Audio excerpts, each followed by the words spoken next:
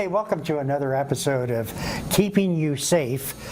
Today, co-host John Howard, he's the Assistant Post Commander at the Ohio State Patrol Office in Portsmouth, and I are going to be talking with Lexi Graf. Lexi Graf is a senior at Notre Dame High School, and she's also Miss Notre Dame, who's going to be talking about a special program, so stay tuned.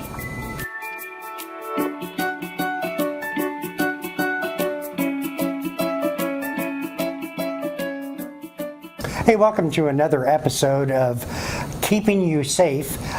Co-host John Howard and I are going to be talking with Lexi Graf. Lexi Graf is a senior at the Notre Dame High School, and she's also Miss Notre Dame. And we're going to be talking about a special program that is scheduled this coming July 6, 2019. John, it's always a pleasure talking with you. Let's see, John, you're the Assistant Post Commander at the Ohio State Patrol. That is correct. Now the Portsmouth Patrol Post. At the Portsmouth. You've had a long career involved with the Highway Patrol. Tell the listening audience a little bit about you and your background. Okay. I've got, just came up on 25 years with the Highway Patrol. It seems like as you get older, it goes very fast. It just seems like I just started and I was a little older than Lexi, but here it is today, 25 years later. But I've really enjoyed my career with the patrol. I started out going to college down at Shawnee State University, and after I graduated college, I worked in the plastics engineering program for just a little while. Very good. Yeah, they have a phenomenal program. They do. The employment rate's very good, yes. So that was one thing that interested me. But once I got working in plastics, I worked in the millwrights for a little while also, and my father worked at Columbia Gas, and he always was autonomous in a vehicle, was out and about, and I guess I didn't give a lot of thought as a young man about being inside a factory, and I always thought I would like to kind of have what my father had to be able to. The autonomy, and he actually knew one of the post commanders back in 1991, and I was told about the Highway Patrol and that they were going to be employing some people, and I thought that's kind of interesting. I would like to do that. So a few years later, I'm employed by the Highway Patrol, and it just seemed like an exciting job to be out on the road. You got a community that needs guys out there chasing the criminals around, and as a young man, it just seems really exciting. So I thought, I think that'd be a good job. So I went through the academy, and fast forward, and here I am today, 25 years later, and now I'm ready to retire. It is interesting. The first time I heard of the Highway Patrol, I was a young lad, much younger than you. And they had a TV program with Broderick Crawford called the Highway Patrol. Mm-hmm. And that was the first introduction. And then, of course, when our children were very small, Chips was on, in which they were, of course, California Highway Patrol. And it looked like a really exciting career path. Because we really only saw the Highway Patrol as solving problems, different things of that nature. But the Highway Patrol really does more than watch traffic. It's my understanding places like Ohio State University or a state agency, if there's ever a problem, who do they call? But the Highway Patrol, because that's her jurisdiction, I believe. Yeah. Am I correct? Oftentimes we're requested by other agencies to assist, and that's one thing the patrol has always, it's really been big with the division, that any smaller departments that just don't have the assets to deal with certain things, or even large departments from Columbus, Cleveland, Cincinnati, if there's things that are happening and they need extra manpower, we're usually some of the first ones to be called. And I know that you're very active in protecting our our political individuals. You're very active in anti-terrorism, very active in keeping people safe, while driving. That's correct. And you have an interesting program coming up July 6th, Click It or Ticket. And I know that in Ohio, we have a law that allows you to drive, but with your seatbelts. Yeah, that's correct. Seatbelt is a secondary violation, which means there has to be another violation. If we stop you for speed, marked lanes, or some other violation, and you don't have your belt on, that's one thing we don't give warnings for. We can overlook a lot of things, and I think for the public to know that, they think, why are they so hard on seatbelts? It's not like that's just something that we pick out of all of the laws. It's like, hey, we're gonna pick on people for this. It's all about safety, and it's all about lost lives. When we look at car wrecks and we see people that have died as a result, as something so simple as not buckling up, it really is disturbing. It's like, what can we do as an agency to try to change this? And unfortunately, the only tool you have is to write tickets for safety belts. Well, I shouldn't say the only. That is probably one of the most effective. But we also want to be very involved in education, things like today, and having Lexi, when you got somebody like Lexi that's going to support the things that's already real important to us. Well, I know that Sean Kelley, who's a post commander, he is, and you as the assistant commander are working with Lexi Graf. Lexi Graf is the Miss Notre Dame. Yep. She's going to be a senior. So let's talk with her for a minute. Absolutely. Tell us about yourself. So like you said, I am a senior at Notre Dame High School, and this past year I was chosen to represent our school in the Portsmouth River Days Festival pageant. And with that, you actually choose a platform, and for mine I chose seatbelt safety. My aunt was actually in a fatal car accident in 1998, and because she wasn't wearing her seatbelt, she didn't walk away from the accident. I have seen the heartache that it has caused my family, and that's why I've chosen this platform, because I want to get the message out there, and I want to prevent any other family from possibly going through this as well. Well, I think that's a very important program that you've undertaken. And on July 6th, what's happening with July 6th? So I'm actually holding a community service event at my high school. It starts at 6 o'clock, and we are actually going to have a mock accident. So you'll be able to see a car be flipped, and there's going to be a helicopter landing, and we're also going to have some face painting and free food, games, and inflatables for kids to enjoy as well. And it's my understanding that several highway patrol, state troopers will be there. Yep. One of the things that I found is that some of us civilians get really nervous around state troopers, but I also found that state troopers have families. Mm-hmm. They are very conscientious about portraying a very positive image to the community. And boy, I would encourage anyone to go up to, will Sean and John, will you be there? Absolutely. When they say live music and free food, I'm there already. Of course, to taste test and make sure that. Absolutely.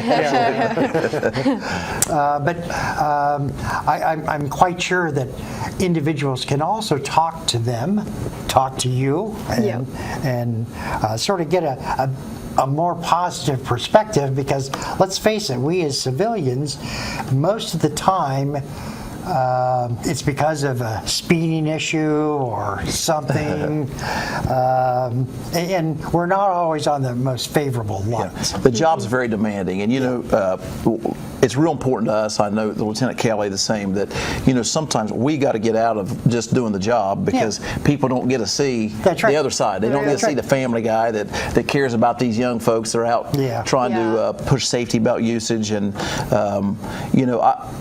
I like to get into an atmosphere like that, and just to have, it's nice to have people come up to you and want to talk. To kind of see a different side of you. You're not on the business end of things. It's like, hey, we're normal too. We got families, and and a lot of people that already know how normal you are. But I think sometimes people, some law enforcement probably gets a bad in today's day. They got to get a bad rap from what you see on TV. That is very true. We have to take more time to stop. We used to push this real big with our agency years ago. Stop into the gas station, say hi to people, wave at folks, and just see someone on the sidewalk and stop out and say hi to them, where they see more of a human rather than someone just doing a job. So the program that you're sponsoring, etc. Let's talk a little bit about time-wise? What do you have to register to? Nope. So actually, at the beginning, I'm just going to have kind of like an open. You can walk around, talk, play in the games and the inflatables and stuff like that, and also get food. And then I'm going to start out with a couple speakers, and then the accident will take place after that. Okay. All right. When you say accident, The mock accident, yeah. Okay. Intentional accident. intentional accident. Yes. And I'm quite sure that individuals that come to the program, and it's from 6 o'clock until 9 o'clock in the evening, Yes. And it's July 6th, and so there's no cost? No cost. No cost. We will have snow cones for sale, so those you do have to buy, but everything else will be free. Okay. And Notre Dame High School is really very easily located. Yes. Right off Sunrise. That's right, right off Sunrise. So if you go down Kenny's Lane, about 3 blocks down or 2 blocks down, you hang a left and there you are. Yep. Very good. And so the speakers that you are planning on, basically I'm assuming that they're going to be talking about safety issues. Yes. So I myself will be speaking. I will be telling my Aunt Katie's story, and also I will be having one of these lovely gentlemen speaking as well. Oh, very good. Very good. And you had mentioned that Katie was involved in a serious car accident and lost her life. Yes. And it was, if she would have been wearing her seatbelt, there would have been a good chance that she would be here also. Yep. They actually told us that without a doubt she would have walked away from the accident. So that's something that hits hard. I think if she would have been wearing that, then she still could have been here with us today. You know, John, as we're traveling down the road, sometimes we're leaving our house just to go down to maybe 3 blocks away. And sometimes we think, we don't really need the seatbelt, you know, that kind of thing. What do they say? Statistically, most accidents occur within a mile? Yeah, within just a few miles of your house. And you know, I heard a stat that I really thought. I do a lot of speaking engagements with high schools and mock crashes. But you know, one thing I think is really interesting. I heard this said years ago, and I've used it. Somebody else tabbed it, but that most people die with their shoes on. Most Really? people put their shoes. You know, a lot of people. There's 35,000 people that die a year in car wrecks.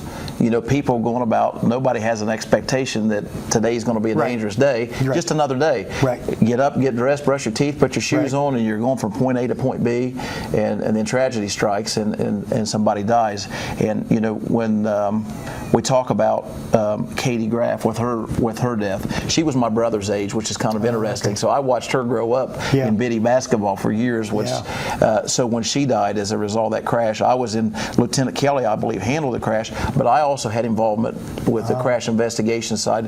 I think I was doing some technical crash investigation at that time, but. You know, when you look at that, you want to look at what, you know, how could this have been avoided? We're a statistical agency.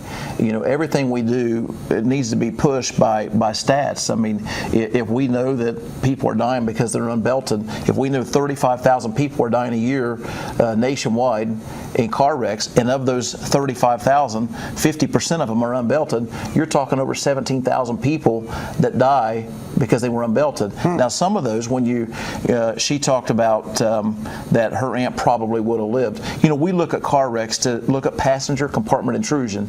You know, when this car rolls, when it hits a tree, what does the passenger compartment look like? Is this passenger compartment, is the intrusion so great that if you would have been sitting there that you likely would have died? Or is it like the passenger's compartment is totally intact? The car may have rolled, but there's no significant loss of velocity in a rollover. You know, the car's still traveling in the same direction. That you look at this passenger's compartment, you're like, you should have, if you had your belt on. A belt, one, keeps you from getting ejected.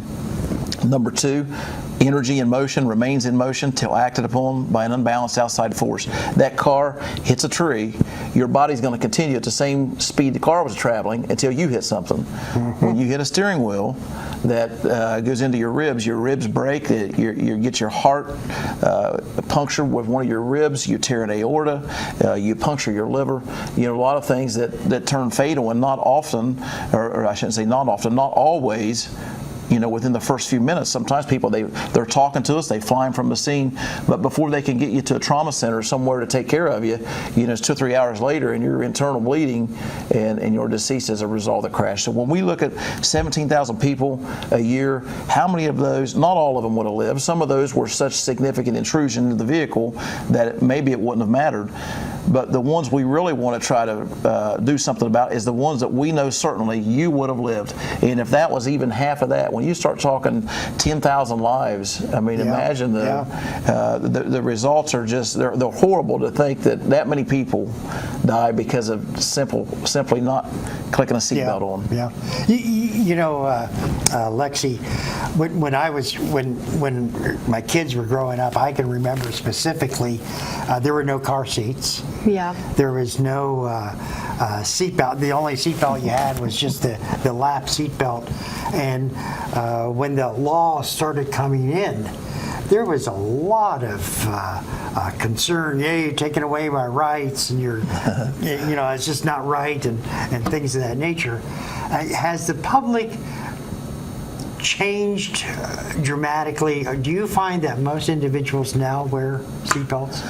I think if you think any at all about statistics, if you look, and I looked this up before I came because I don't know all this off the top of my head, but in 1983, only 14% of the public was wearing seatbelts, and I wouldn't doubt that because I'm like you. When I grew up, and I spoke with Lieutenant Kelley about this, we were reminiscing on back years that the days when we were young, it's like all the kids piled in the back of a pickup truck. Yep. And nobody, your mom and dad wouldn't put you in jeopardy, knowing that they're putting you in jeopardy. Right. But then you begin to look at things and you look at statistics and the National Highway Traffic Safety Administration, they pull all this data in, and we're in a data age, we're in a technology age, not like in the early 80s. If things happen across this country, believe me, there's statistical data, and like I said, we're an agency driven by that, and we have to be. If we really, it's kind of like a triage. We have to look at our community and things happening, and we got to look at the things that really need attention first and foremost, and focus on those things, and safety belts is one of them. Safety belts is in 83 there were 14% of people that were restrained. We do a lot of statistical data today. We do safety belt surveys. We'll send guys out in an unmarked car and we'll just count how many people are unbelted. We look at areas. Now if you know that we have crashes in a certain area that a lot of people are injured or killed because they were unbelted, and then you do a safety belt survey and you're like, wow, those safety belt usage in that area is really low. Say it's down around, in the 60s or 70%, when the rest of the county may be around 89 or 90%, and you got 60, 70% there with crashes. We really have to change our focus, look at the data, and then we're going to throw resources at that problem. Yeah, that's interesting. Lexi, you've been driving for a few years now. I actually have had my license a little over a year now. Oh, okay. So. All right. And I know that when you go through the training programs, it's my understanding that you have to go through a driver's ed. Yes. Yep. And one of the things that they talk about is distracted driving. And as we get older and wiser, the new technology that comes in, sometimes we're a little bit slow in adapting it, but the technology in your age is there since birth. And have you noticed a lot of, I understand about the seat belts, but have you also noticed a lot of distracted driving amongst your peers? Yes, I definitely would say so. I think oftentimes... Put your microphone back on, Patrick. Oh no! I did. He went like this, and I see the microphone jerk off. I did say I don't know how to fix this right now. So I was just trying to stop at a question. Okay. Okay. So you're just going to answer that question right back and answer that. Okay. That's okay. So, in basic, look back at her. Yeah, basically the question was about distracted driving. Have you seen a lot of it? I definitely think... Wait until I tell you. Okay. So just look back at him, just like you're getting ready to answer it. And go. I definitely think I've seen distracted driving among my peers. Oftentimes I'll get in the car with them and they'll pick up their phone and I'm like, wait, hold up. I don't want you to get in a wreck. Like, that's not safe. I understand. Dom Tiberi, he's a sportscaster in Columbus. And it was interesting, his son attended the University of Rio Grande in the business program. Well, Dom's daughter, Marie, has become a poster child because she died from distracted driving. And I know it's very important about seatbelts, but also distracted driving, is that becoming less and less, or are you still seeing an abundance of distracted driving? Well, I think as much as technology has kind of maybe caused this problem, technology also gives us a little different look at it that we maybe didn't have before. Years ago, if somebody was going to call in a drunk driver or somebody that was doing something silly, they had to. You don't have a cell phone. You had to stop and try to get on the phone somewhere. It's hard for us to catch up. Today, everybody has a cell phone, so we get the play-by-play. We have people calling the patrol post, and they're calling what you would perceive to be someone very intoxicated. They're about hit the guardrail, they about run off into a driveway, they about done this and done that. We get the play-by-play. If our guys aren't close, it takes minutes to get there. It might take 5 or 6 minutes, and we're hearing this play-by-play, thinking for sure we have somebody that's impaired by intoxication, and we get there, and the impairment's actually the impaired alertness of being attentive to what's going on ahead of them is from a cell phone. Oh, okay. Texting on a phone or talking on the phone. So, I'm really not seeing it go down. I don't think, I think everything that happens in legislation in the state of Ohio, a lot of it's driven by statistics. Yeah. And, the distracted driving law that came in, an additional law that came in last fall, it's trying to amp that up again. It's like the numbers really aren't, I don't think that much is changing. We got people that it seems like with the younger age, new group of people, as they come up, it's like the problem's maybe not getting better, but maybe even getting worse. So how do we address it? Well, I think one of the courses that you take is defensive driving in training. What do they mean by defensive driving? So I think really that means obviously in bigger cities you have more traffic, so you need to know how to handle that. So I think it was maybe my second or third time driving with a driver's ed instructor, we went on the highways and practiced getting on and off of exits, so I know how to handle that in bigger cities as well. Okay, and what are some things you would recommend to the listening audience about defensive driving? I think in today's age, we have a couple things that really, really are very tragic in our communities. One is the impaired driving that today is not, it used to be mostly alcohol. Yeah. Today, people are getting on this carfentanil. Last year, we had about four out of probably 10 fatalities, or maybe 11, that 4 of 11 were people that were impaired to the level of passing out and driving left to center. So, with that and with distracted driving, we also need defensive driving. Defensive driving is, if you're not being alert, if you're not, so many times I think people drive and they think they need to worry about themselves. It's not like worrying about yourself. It's like you got to worry about every other person on the roadway. Yeah, that's true. There's a lot of crazy people out there. I don't know if that surprises you or not. But there's a lot of crazy. I've met a few individuals, and it's interesting when you say DUI or DWI. Does that sort of distinguish between drugs and alcohol? No, it doesn't. What that distinguishes is how old you are.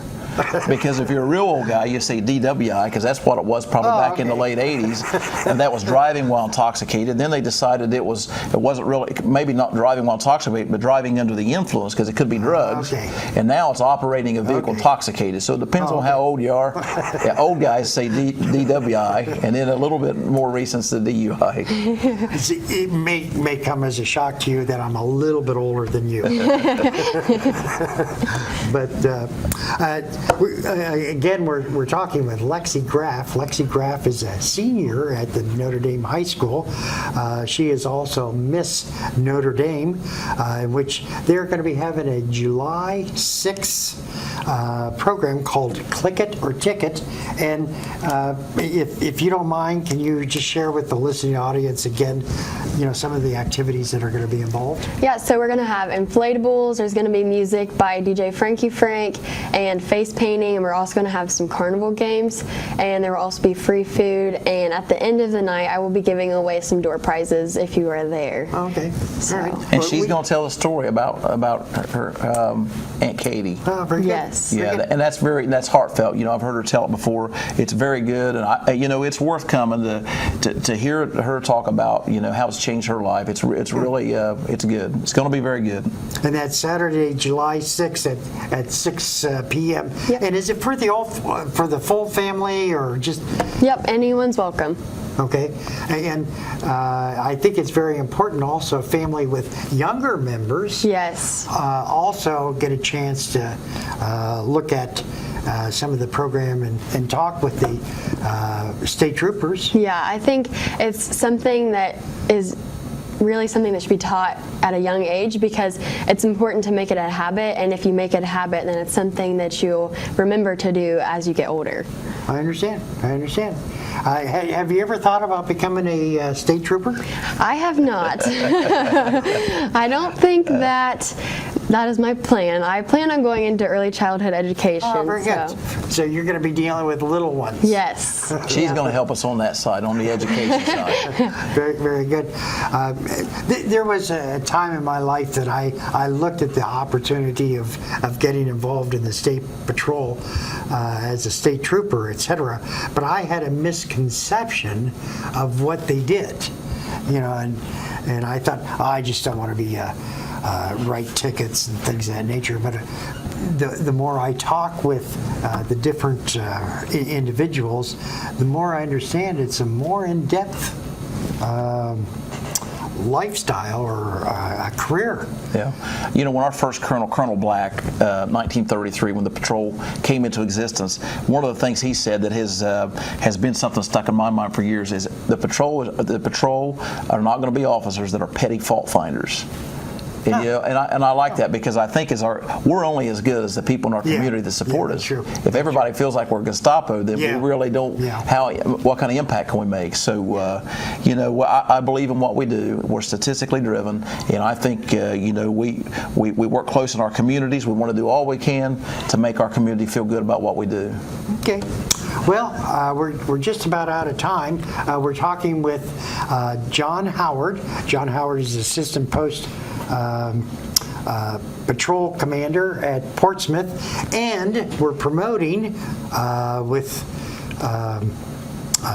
Lizzie Graf the Click It or Lexi. Ticket? Lexi. Lexi. Lexi Graf, the Click It or Ticket program that's going to be scheduled July 6th at 6 in the afternoon, 6 to 9, and it's for the whole family. And I think that if you attend, you'll be pleasantly surprised at the fun and activities that are involved. Yep. John, it's always a pleasure. Thank you for having us. Thank you very much. And especially Lexi. And Yes, Lexi, thank you. want to thank you for coming and sharing information. Thank you. I'm Patrick Dangle. Another episode of Keeping You Safe. So keep on watching the program, and we enjoy having you as viewers. Thank you.